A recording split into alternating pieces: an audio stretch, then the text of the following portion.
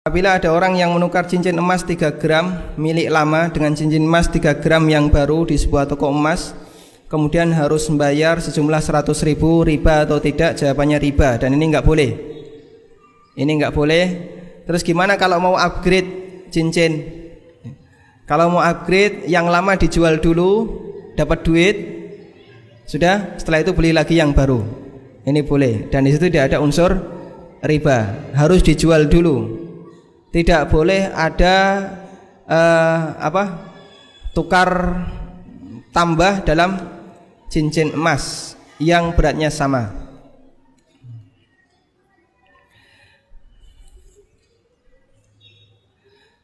Bagaimana jenis dagang yang ada cashbacknya? Boleh atau tidak? Cashback ini sebenarnya di situ memungkinkan ada 2 harga dalam jual beli. Kalau di situ pakai syarat ya, pakai syarat yang belum tentu bisa dipenuhi. Misalnya begini, kalau Anda bisa lunas dalam waktu 6 bulan, nanti ada cashback 10%. Lunas dalam waktu 6 bulan, jelas atau tidak jelas? Tidak jelas, Pak. Dia dikasih, kalau bayar setahun harganya 1 juta.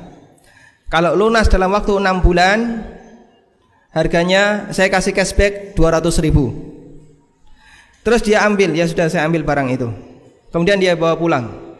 Nggak ada yang bisa jamin apakah nanti dia dapat rizki sehingga bisa lunas 6 bulan, atau mungkin dia rizkinya kurang sehingga lunasnya setahun. Jadinya di situ ada 2 harga. Bisa jadi 800 karena ada cashback 200, atau bisa jadi 1 juta ketika dia membayar sampai lebih dari 6 bulan. Dan di sini yang dimaksud dengan 2 jual beli dalam 1 jual beli. Nah, Rasulullah SAW an bai'atin fi bai'atin. Nabi SAW melarang 2 jual beli dalam 1 jual beli. Ini diantara bentuknya adalah jual beli yang tidak jelas harganya. Bisa lebih murah, bisa lebih mahal. Kalau Anda pilih salah satu harga saja, ini malah boleh. Kalau 6 bulan 800, 1 tahun 1 juta, terus Anda pilih, pokoknya saya pilih yang 1 tahun 1 juta, nggak apa-apa. Tapi komitmen pokoknya 1 tahun 1 juta. Ini boleh. Ini 1 harga. 2 harga itu pilihan di awal, tapi begitu deal transaksi berapa harga? Ketika deal transaksi berapa harga? 1 kan? Dia milih salah satu. Dan ini jual beli kredit yang ada di tempat kita. Anda bebas saja ngasih banyak harga. Kalau tunai 500, 6 bulan 800, 1 tahun 1 juta, nanti 1 tahun setengah 1.200.000. Banyak sekali pilihan harga. Silahkan pilih mau yang mana. Boleh nggak? Boleh tidak? Boleh saja ngasih pilihan harga, kan boleh, Pak. Tapi harus dipilih salah satu ketika deal transaksi. Baik, saya pilih 1 tahun 1 juta. Ketika deal, dia hanya 1 harga.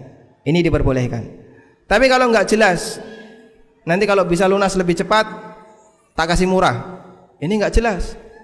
Deal transaksi, dia masih meninggalkan dua harga, antara lunas cepat atau lunas lebih lambat.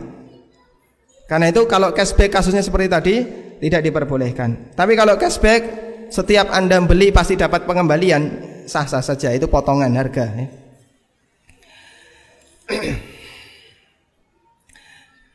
Jika kita terikat akad syirkah dalam bisnis, namun karena satu hal usaha tersebut bangkrut, bolehkah kita hanya mengembalikan pokok pinjaman saja tanpa mengembalikan bagi hasilnya? Namanya bangkrut berarti tidak ada hasilnya. Terus apa yang dibagi? Berarti pertanyaannya sudah terjawab ya. Tidak ada hasilnya berarti tidak ada yang dibagi. Kalau usaha itu betul-betul bangkrut, maka mudharib atau amil tidak berkewajiban untuk mengembalikan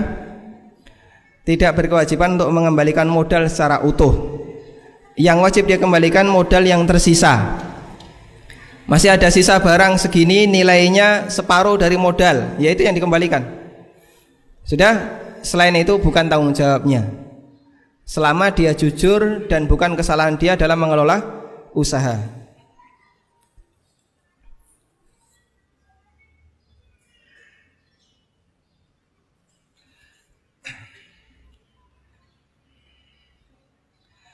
Bagaimana gaji PNS yang itu kalau pemerintah mengumpulkan kan campur-campur ya. Ada dari pajak diskotik, ada pajak judi, ada pajak apalagi ya, ada hasil jual beli yang haram dan seterusnya. Dan pajak terbesar adalah pajak rokok. Berarti saya PNS makan hasil pajak rokok. Ini kebetulan PNS-nya ada di Kediri. Baik. Jadi ketika Anda bekerja di domain yang halal, di daerah yang halal, maka Anda tidak bertanggung jawab dari mana gaji yang Anda terima, tidak bertanggung jawab dari mana uang yang diterima oleh orang yang bertanggung jawab untuk menggaji Anda. Saya kasih contoh seperti ini. Ketika seorang sahabat radhiyallahu anhu, dia bekerja atau melakukan transaksi dengan orang Yahudi, mereka tidak diminta pertanggungjawaban untuk mencari tahu apakah duit Yahudi ini dari hasil jual beli khamar, jual beli babi, atau dari hasil riba, atau dari hasil suap. Sahabat tidak bertanggung jawab dengan itu. Padahal transaksi mereka dengan orang Yahudi satu hal yang biasa. Itu bisnis yang dialami oleh para sahabat Nabi sallallahu alaihi wasallam di masa silam, ketika mereka masih bertetangga dengan orang-orang Yahudi. Seperti itu pula ketika PNS, dia bekerja untuk siapa? Untuk negara. Maka negara bertanggung jawab untuk menggajinya, dan dia tidak bertanggung jawab dari mana negara ini mendapatkan uang tadi. Yang penting hubungan dia dengan negara sah dan legal. Dan disitulah yang menjadi pertanggungjawabannya. Kalau pekerjaan dia di unit yang halal, penghasilannya mubah. Tapi kalau pekerjaan dia di unit yang terlarang, penghasilannya terlarang. Wallahu a'lam.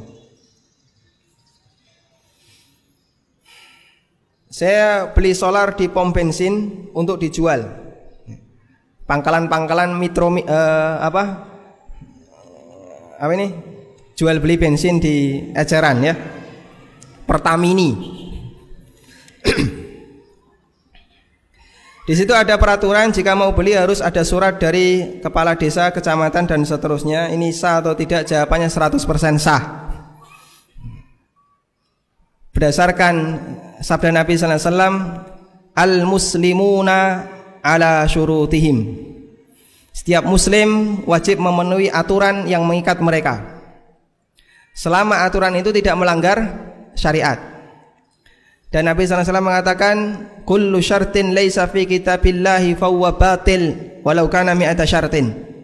Semua peraturan yang melanggar Al-Quran dan Sunnah statusnya batil meskipun jumlahnya 100 aturan. Ada enggak larangan dalam Al-Quran dan Sunnah siapa yang beli solar tidak boleh diminta surat resmi dari pemerintah? Enggak ada, enggak pernah dibahas. Karena itu boleh saja orang membuat aturan seperti itu. Apalagi jika aturan ini ditetapkan dalam rangka menertibkan mereka yang mau melakukan transaksi atau mereka yang mau menjual bahan bakar eceran. Bagaimana hukum menabung di bank, transfer di bank kalau uangnya banyak? Karena hampir rata-rata pengusaha pasti berhubungan dengan bank.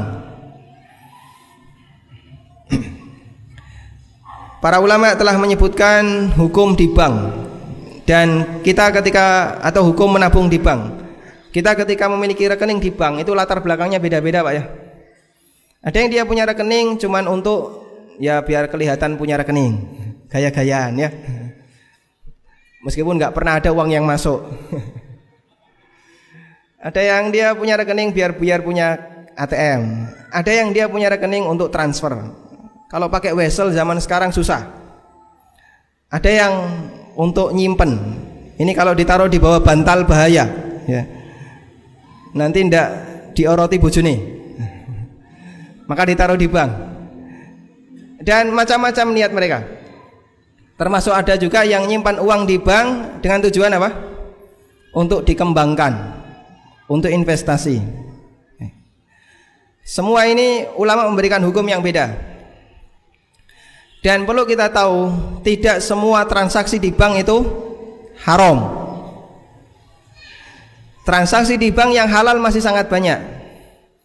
Transfer itu halal atau haram? Halal atau haram? Halal ya. Mau pakai Western Union, mau pakai Wesel, mau pakai lewat bank, sah-sah saja. Itu kan cuma fasilitas. Ada unsur ribanya enggak? Ada enggak? Enggak ada.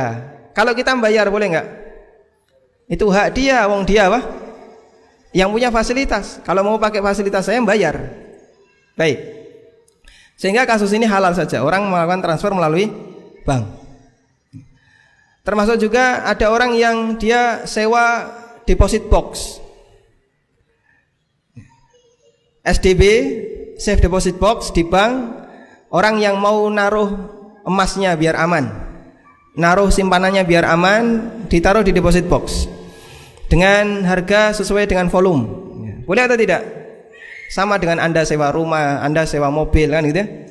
Di situ transaksinya hanya sewa menyewa. Termasuk juga ketika Anda hanya sebatas nitip duit, boleh atau tidak? Boleh atau tidak? Boleh. Kan nitip duit.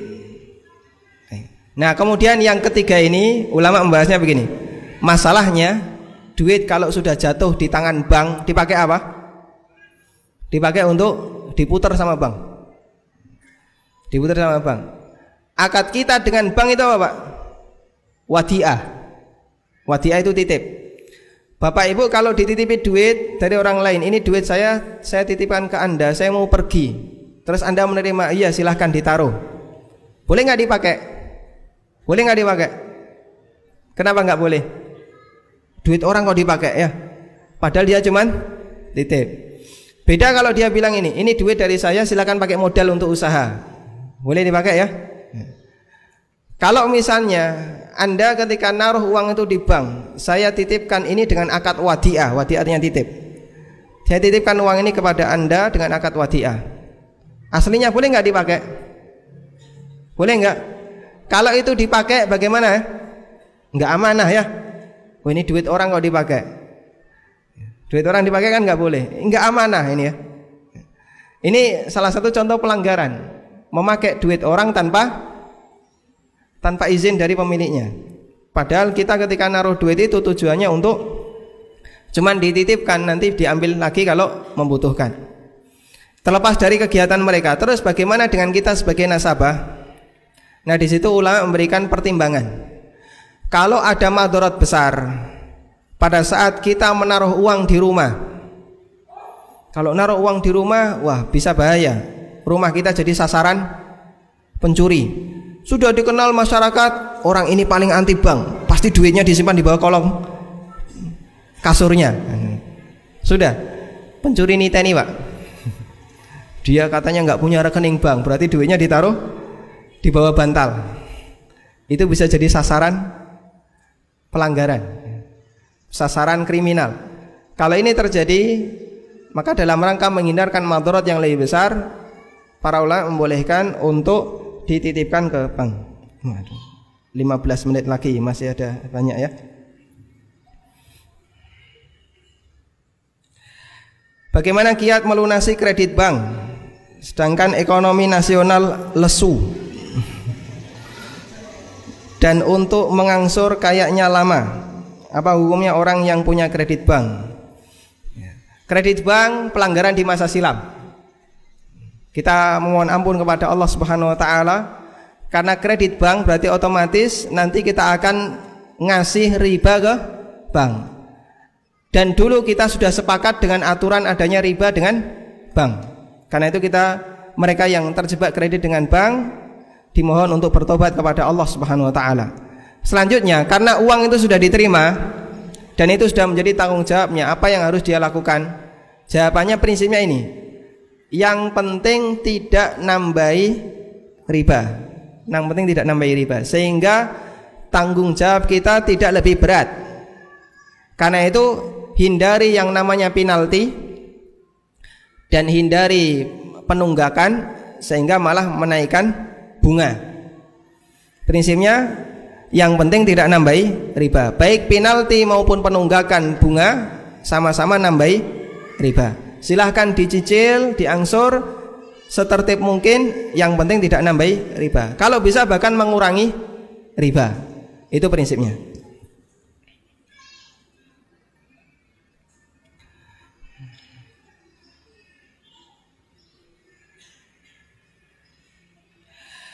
Saya berutang kepada seseorang dan qadarullah dia masuk penjara. Ini yang masuk penjara yang diutangi, Pak. Atau yang mengutangi ya. Yang mengutangi masuk penjara. Dalam waktu cukup lama 9 tahun. Dan saya mau mengembalikan utang HP dia tidak mau bertransaksi sehingga uang tersebut saya belikan sawah. Masya Allah. Oh, tapi di sini ya. Saya mau mengembalikan utang tapi dia tidak mau bertransaksi sehingga uang tersebut saya belikan sawah. Takut terpakai. Apa yang harus saya lakukan? Jawabannya sawah ini menjadi hak dia. Apapun kenaikan harga sawah ini menjadi hak dia. Ketika beli misalnya 100 juta, terus beli 9 tahun dia bebas dari penjara. Ketika kita mau serahkan sawah itu. Harganya kan jadi bertitel 9 kali, enggak apa-apa. Itu hak dia. Kita punya kaidah tadi ya, al-mal wa ma yatawallatu minal mal li sahibil mal. Bagaimana hukumnya KPR? KPR itu boleh atau tidak? Jadi KPR kalau di bank konvensional kita sudah tahu pasti statusnya adalah skemanya pinjam duit bayar lebih secara dicicil ya. Kalau rumah 300 juta untuk 15 tahun jadi berapa, Pak? Jadi berapa? 900. Betul, 900. 700 pengalaman ya. Ada tambahan di situ. 300 jadi 700, 15 tahun. Baik. Ini 400 jutanya riba ya. Riba. Oh, riba kalau 400 juta itu ngitung dosanya gimana, Pak? Bukan tanggung jawab kita ngitung dosanya, yang kita takutkan adalah dosanya ya. Terus bagaimana kalau di bank syariah? Kalau di bank syariah, KPR di bank syariah itu, nah ini yang masih dipertanyakan oleh para ahli ekonomi syariah di tempat kita. Kita tidak memungkiri di sana ada sebagian tokoh yang membolehkan dan masih banyak juga yang melarang. Di antara sisi yang bahasanya, sisi pertimbangan bahasanya KPR di bank syariah itu belum sesuai syar'i adalah sebenarnya KPR di bank syariah ini hakikatnya adalah utang tapi bayar lebih, atau hakikat yang kedua bank menjual barang yang belum dia miliki. Ada dua transaksi andalan yang digunakan oleh bank syariah untuk KPR. Pertama transaksi ijarah mutahiyah bitamlik, dan yang kedua transaksi murabahah lil amir bisyira'. Kita lihat transaksi yang pertama, ijarah muntahiyah bitamlik. Ijarah muntahiyah bitamlik itu prinsipnya gini. Anda sewa, jadi istilah saja yang membuat ini rumit, Pak ya. Aslinya gampang. Begini, Anda sewa, tapi dengan perjanjian, pokoknya nanti setiap bulan bayar. Nanti kalau sudah sampai 10 tahun, barang ini saya kasihkan. Barang ini saya kasihkan. Misalnya ya, Bapak Ibu punya sebuah rumah, kemudian ada orang yang mau sewa. Terus kita bilang sama dia, saya mau sewakan ini tapi dengan syarat, satu, harus 10 tahun. Boleh nggak? Boleh tidak? Boleh saja kan ya. Kalau cuman sewa 1 tahun, 2 tahun saya nggak mau, harus 10 tahun. Kalau konsumen nggak mau, ya sudah, pilih yang lain. Dia mau. Nah, angsur atau bayar setiap bulan sekian atau setiap tahun. Anda bayar setiap tahun 10 juta. Setiap tahun 10 juta selama 10 tahun. Flat, rata terus 10 10 10. Jadi totalnya 100 juta. Nilai rumah ini sebenarnya 90 juta dia beli dulu, tapi dia sudah dapat untung 10 juta dengan cara disewakan tadi. Kemudian pemilik rumah janji, nanti kalau sudah 10 tahun rumah ini saya kasihkan ke Anda. Namanya apa? Ijarah muntahiyah bitamlik. Sewa berujung pindah kepemilikan. Nah, itu yang dipakai oleh bank. Jadi bank begini, rumah ini rumah bank. Rumah ini rumah bank. Disewakan ke nasabah. Cicilan itu sebagai nilai sewa. Cicilannya biasanya berapa? Misalnya sebulan 1.200.000 atau anggap saja 1 tahun 12 juta. Dia bayar setiap tahun 12 juta terus selama 15 tahun. Nanti kalau sudah 15 tahun rumah itu diserahkan. Rumah itu diserahkan. Sudah? Jadinya rumah itu jadi hak milik setelah 15 tahun. Ini namanya ijarah muntahiyah bitamlik.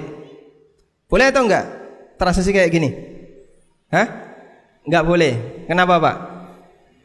Ada 2 akad. Yang pertama yang mana sewa, yang kedua jual beli. Baik, ya. Kepemilikan. Baik. Begini. Ijarah muntahiyah bitamlik, konsekuensinya itu berbeda. Di situ ada akad ijarah dan ada akad baik. Padahal yang namanya sewa dengan baik, dengan jual beli itu konsekuensinya beda. Sewa itu pindah kepemilikan atau tidak?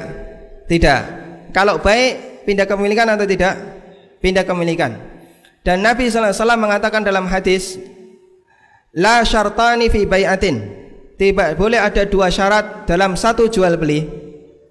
Di antara penjelasannya adalah 2 syarat yang dia jika digabungkan nanti konsekuensinya beda. Yang itu memicu terjadinya sengketa. Sehingga ijarah muntahiyah bitamlik berdasarkan hadis la syartani fi bai'atin dilarang oleh sebagian ulama. Karena sewa sama jual beli itu konsekuensinya beda. Yang satu pindah kepemilikan, yang satu tidak pindah kepemilikan. Terus bagaimana yang boleh? Yang boleh itu ijarah muntahiyah bil wa'di bitamlik. Ketambahan kata al wa'di. Sewa berujung janji beli. Gimana ini? Jadi 15 tahun tapi nanti janji. Pokoknya kalau sudah 15 tahun janji kita jual beli. Ini repot lagi. Terus gimana? Karena baru janji beli dan janji itu bukan akad, maka dia tidak mengikat. Dia tidak mengikat. Sehingga dia tidak mempengaruhi syarat pertama dan syarat kedua. Mahfum? Syarat pertama jalan sendiri, syarat kedua jalan sendiri. Dipisahnya dengan janji. Ketika dia sudah sewa 15 tahun, rumah ini punya siapa? Punya siapa? Masih pemilik pertama. Bukan penyewa. Sudah? Kemudian kemarin kan janji beli, mengikat tidak? Tidak mengikat. Artinya begini, karena tidak mengikat, berarti akad sewa ini enggak terganggu. Akad sewa tidak terganggu. Karena tidak mengikat, maka janji kemarin tidak harus ditepati. Berarti bisa saja terus pemilik rumah ini, saya nggak jadi mau jual, silahkan Anda pergi dari sini. Loh, terus kemarin yang saya bayarkan itu nilai uang sewa, bukan uang cicilan. Anda silahkan mau cari rumah yang lain kalau mau beli rumah. Ini janji yang tidak mengikat. Atau si penyewa terus, saya nggak jadi beli rumah Anda, saya tak cari yang lain, silahkan saja. Nah, ini ijarah muntahiyah bitamlik. Baik, Pak. Semakin rumit ya. Dan itu memicu yang namanya sengketa. Makanya kemudian para ulama melarang hal ini, dan ini skema yang tidak dibenarkan untuk jual beli. Apalagi ya, bank itu boleh nggak beli rumah untuk dijual? Misalnya ada bank, kemudian dia beli rumah banyak, terus disewakan, dikontrakkan, boleh nggak? Boleh nggak bank melakukan seperti ini? Nggak boleh, Pak. Selama bank itu masih terikat dengan regulasi BI, dia di bawah regulasi BI, tidak dibenarkan melakukan bisnis real. Bank boleh beli rumah tapi dipakai kantor. Tapi kalau bank beli rumah mau disewakan, tutup itu bank, dilikuidasi dia, nggak boleh. Karena itu sebenarnya rumah ini rumah siapa? Rumah ini rumah siapa? Rumah kontraktor, tapi disewakan oleh bank. Loh, kamu kok menyewakan rumah orang lain tuh atas dasar apa? Ini rumah kontraktor, belum pindah tangan ke bank, tapi disewakan oleh bank. Duitnya dinikmati bank. Nah, itu sisi janggalnya ketika ada sebuah bank menggunakan transaksi ijarah muntahiyah bitamlik. Atau yang kedua, transaksi murabahah lil amir bisyira. Murabahah itu sederhana, Pak. Murabahah itu prinsipnya begini. Anda jual barang, kemudian ketemu konsumen. Saya beli ini 100, arep mbateni piro? Ya tak tuku 120. Ini namanya jual beli murabahah. Di situ ada dua unsur. Pertama apa? Harga kulaan disebutkan. Jujur dia. Saya beli ini 100, jujur. Unsur yang kedua ada untungnya. Mau ngasih untung berapa? Saya kasih untung 20.000. Boleh atau tidak? Boleh. Ini namanya jual beli murabahah. Sebenarnya kita sering mempraktekannya, Pak. Cuman kadang nggak tahu istilahnya, jadinya terasa keren saja istilahnya. Akrab di tempat kita murabahah itu. Nah, ini ada kasus murabahah lil amir bisyira. Ini sebenarnya sering kita lakukan. Bapak Ibu tahu yang namanya mindering? Itu bahasa Jawa Timur ya. Mindering itu adalah nggak punya KBBI ini. Ada orang yang jual beli perabotan ya. Dia keliling ke kampung perabotan ya, Pak. Lawe-lawe. Lawe-lawe. Kemudian ada salah satu konsumen yang lihat, punya baskom nggak, Pak? Nggak ada. Terus dia bilang, ya insya Allah seminggu lagi tak bawakan. Seminggu lagi tak bawakan. Apa di sini? Sudah terjadi transaksi belum? Orang ini kan baru tanya, saya mau beli baskom, punya enggak? Enggak punya, seminggu lagi tak bawakan. Terus dia janji, ya sudah nanti kalau sudah ada baskom saya beli. Seminggu depan dia bawa itu baskom. Sudah jadi beli enggak ini? Baskom ini otomatis terbeli atau belum? Belum. Otomatis terbeli atau belum? Belum. Nah, kemarin kan sudah janji, katanya mau beli, Bu. Enggak jadi ya, Pak, sudah beli. Sakit hati enggak ini? Biasa saja. Nanti kalau enggak laku di sini kan laku di sana ya. Ini namanya murabahah lil amir bisyira. Kalau dia jadi beli, berapa harganya? Dia nyebut harga, modal saya sekian, arep dibadeni piro, silahkan. Jadinya murabahah lil amir bisyira. Itu akrab dengan kita transaksi itu. Tapi karena istilahnya saja yang mungkin buat orang itu semakin kayaknya sangar begitu, Pak ya. Syaratnya apa murabahah lil amir bisyira ini? Anda harus punya barang itu. Mau dijual tapi nggak punya barang, ini dilarang. La tabi' ma laisa indak. Jangan kamu jual barang yang tidak kamu miliki. Hadis dari Hakim bin Hizam. Ketika bank itu mau melakukan murabahah untuk rumah, pertanyaan satu lagi, rumah ini punya siapa? Bank tidak beli rumah ya. Bank kan tidak boleh beli rumah untuk dijual. Kalau bank beli rumah untuk dijual, bank dilarang dalam aturan mereka, dalam aturan BI. Karena itulah sistem seperti ini hakikatnya tidak berbeda dengan praktek pinjam duit bayar lebih. Meskipun dia pakai nama murabahah lil amin bisyira atau ijarah muntaya bitamlik, aslinya tidak ada bedanya. Karena dua transaksi ini tidak berlaku secara hakikat. Wallahu alam. Ini oleh panitia harus ditutup. Kita masuk sholat duhur. Semoga apa yang kita sampaikan ini bermanfaat. Terima kasih Bapak Ibu telah sabar mendengarkan. Wassallallahu ala nabiyyina Muhammadin wa ala alihi wa sahbihi wa sallam wa akhiru da'wana alhamdulillahi rabbil alamin. Subhanakallahumma bihamdik la ilaha illa anta astaghfiruka wa atubu ilaik. Assalamualaikum warahmatullahi wabarakatuh.